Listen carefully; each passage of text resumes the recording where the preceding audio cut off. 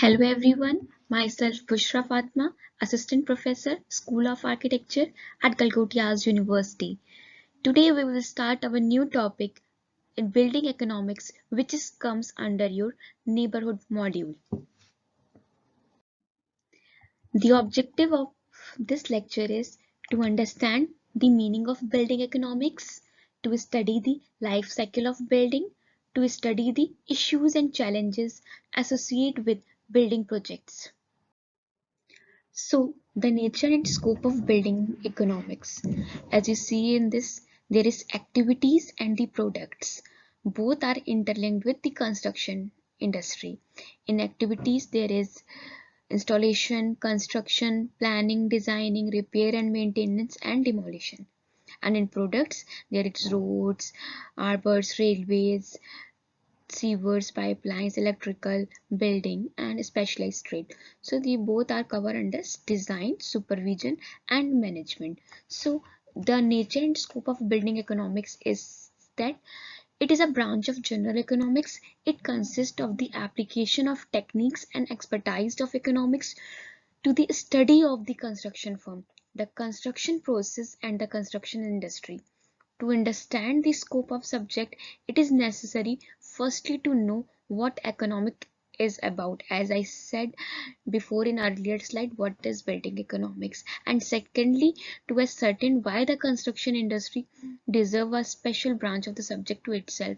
So it is important to know what is building economics and why it is a special branch of the subject to itself. As you see in this figure, there is a sustainable development and there is environment, economic and social community. Both are interconnected with the sustainable development. So building economics is a very important, and to know about it is a very important. Life cycle of a building. Building life cycles refers to the view of a building over the course of its entire life. In other words, you can say viewing it not just an operational building but also taking into account the design, construction, operation, demolition, and waste treatment. It is useful to use this view when attempting to improve an operational feature of a building that is related to how a building was designed. For example, overall energy conservation. In the vast majority of cases, there is less than sufficient effort put into designing a building to be energy efficient, and hence large inefficiencies are incurred in the operational phase. Current research is ongoing in exploring methods of incorporating a whole life cycle view of building rather than just focusing on the operational phase as is in the current situation. So a life cycle assessment of a building normally involves evaluating its whole life cycle. This means including all these stages of assessment: raw material supply, manufacture of construction, products of construction, process stage, use stage, demolition, and when the material are disposed or recycled. The building life cycle is therefore divided into 5 stages which need to be dealt with: the product stage, construction process stage, use stage, and the end of this life stage, and benefit and load beyond the system boundary. As you see in figure, that is the analysis, documentation, fabrication, construction, logistic, demolition, renovation, programming, conceptual design, and the detailed design. So further we discuss what are the 5 stages of life cycle of a building. So the 5 stages of building life cycle is product stage, construction, use stage, and so on. In product stage, the product stage concern that process which involve the production of construction product used in building, raw material supply, transport to the production site, as well as the final production of the construction product. So whatever the material required, their supply, what are the transport are required to the production site, and the final production of the construction products are included in product stage. The second stage is construction stage. In this stage, the construction process stage involves the construction products journey from the production line to the point where they are installed as a part of finished building. The material which is supplied on the site and the equipment which are supplied on the site.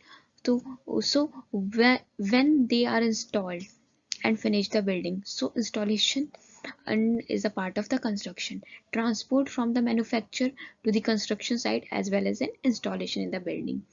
The third one is use stage. In this stage involves processes related to the construction products, continued performance as part of the building like maintenance, replacement, repair, process related to the building, ongoing operational energy and water use are included. Most often the process will be based upon the scenario, that is a perception about how they are placed and all. So these are the three stages, that is product stage, construction stage, use stage of the building life. The fourth one is end of the life stage. In this process, in this stage, there are scenario based. They concern with what happens when the building reaches to the end of its life. That is the building demolition. You can say demolition stage, which means end of life stage, and the subsequent process involved in reprocessing or handling the construction product material before further use of in other product system. The fifth one stage is benefits and loads beyond the system boundary. It is the scenario based stage, contain the calculated gains and drawbacks from reusing and recycling the construction product or material. In accordance with the European standards, contribution from this stage must be considered outside the system boundary and be reported separately. So after the demolition, the materials can be recycled, reused, the products can be reused or recycling. So in end of the life stage is just like a demolition, and the in benefits and loads beyond the system boundaries, it is the reusing and recycling the construction materials. A cost benefit analysis. A cost benefit analysis is a process by which organization can analyze decisions, systems or projects or determine the value for intangibles. The model is built by identifying the benefits of an action as well as the associated cost and subtracting the cost from benefits. So it is a systematic measurement way to calculate the cost to construct a building or produce the service and then compare it with the cost of the benefit to be obtained. This method also takes into consideration the current worth of future earnings while making the benefit measurements. The advantages and disadvantages of projects are initially measured in monetary values, then adjusted for their time value to get accurate cost estimate to perform cost benefit analysis. As you see in this, the cost benefit analysis steps: define the framework for the analysis, identify the classify cost and benefits, drawing a timeline for expected cost and revenue, monetize cost and benefit, discount cost and benefits to obtain present value, calculate net present value. So it basically calculate profit to be gained from the alternative, cost to be spent to build up alternative, time value of cost, incomes and profits. Monetary cost involved in a building. It is the initial cost, construction loan, mortgage loan, rental income and sale proceed, debt service, operating expenses, maintenance, repair and replacement cost, taxes, sale cost, renovation, alteration and addition cost. These are the monetary costs. When we talk about the monetary items, these are the items or assets or liabilities that have a fixed value, such as cash and debt or debt. Non-monetary items cannot be converted to cash quickly, such as property, equipment, inventory. Monetary assets are never restated on the financial statement. So miscellaneous costs and expenses are the vacancy and bad debt losses. These actually are reduction of rental income, but usually are referred to as expenses or cost.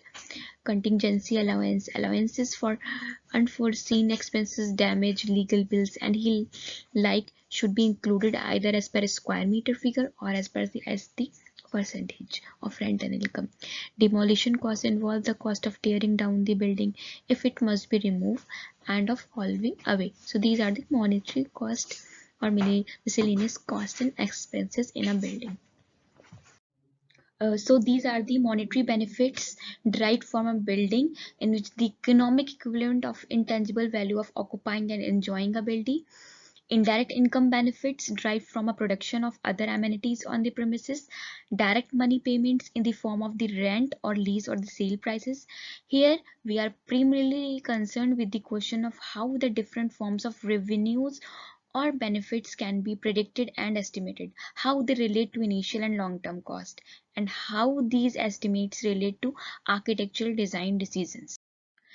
These are some non-monetary cost which is involved in building, in which pollution, loss of views, sun incidents at certain times of the day, loss of trees and vegetation, increased traffic, environmental impact, stormwater runoff with possibility of flooding. These non-monetary costs, including benefits, need to be analyzed to assess the overall impact in that area. Changes in neighborhood scale, character, and use pattern or property values are included. So we discuss what is monetary cost and what are the non-monetary costs which is involved in the building. So non-monetary benefits use value of building.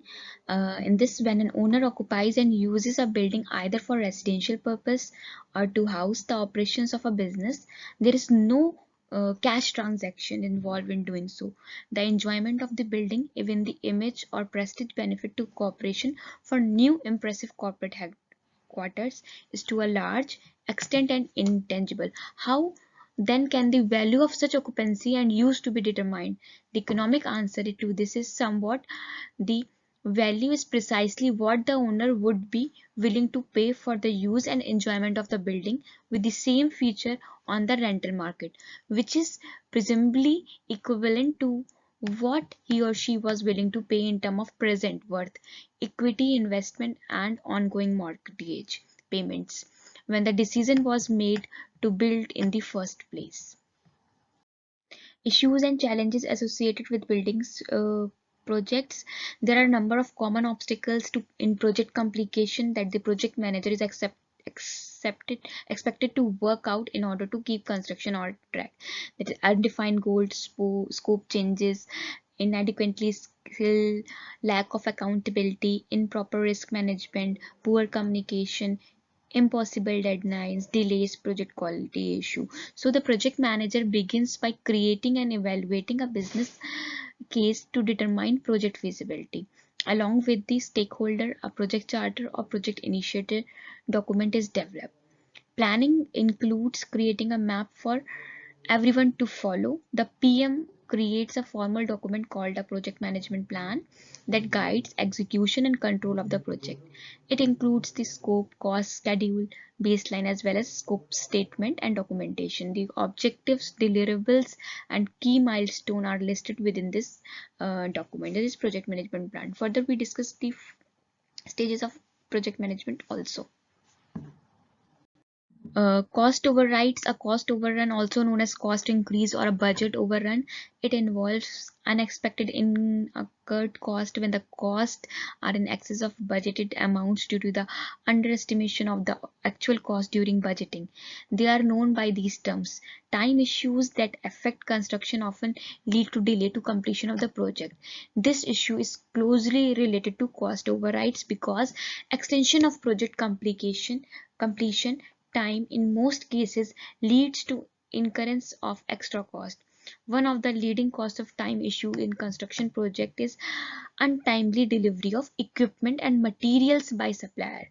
Most of the measures that can be taken by project manager to limit the negative impact of delays in project are closely related to those that ought to be undertaken to reduce cost overrides. Other measure includes ensuring that designs and material to be used in the construction project are within the standards that are specified by the government. So cost overrides are considered to be among the key construction issues in such projects. It is quite common for construction projects, especially those that are be implemented on a large scale, to prepare cost estimate considerably such earlier than the time of implementations. In project quality issue, in construction projects affect a wide range of components from structural support to plumbing. The challenges is even higher when worker or labor taking part in the project do not possess the adequate skill needed. Another issue that is likely to affect quality in acquisition of low quality materials. So labor which not skilled and low quality materials with the objective of saving cost, whereas it is advantageous to reduce unnecessary cost of construction. Purchasing of substandard material for such project poses long-term dangers to people who will inhabit the structure or even valuable that may be stored in them. The impact of quality issue in construction can be minimized by the project manager by ensuring strict adherence to the use of standard equipment and material that have been specified for construction. These are three assignment questions which we have to submit before the deadline. Describe the life cycle of building, describe building efficiency, and describe the cost benefit analysis. These are the some references of these lecture. That's all. Thank you.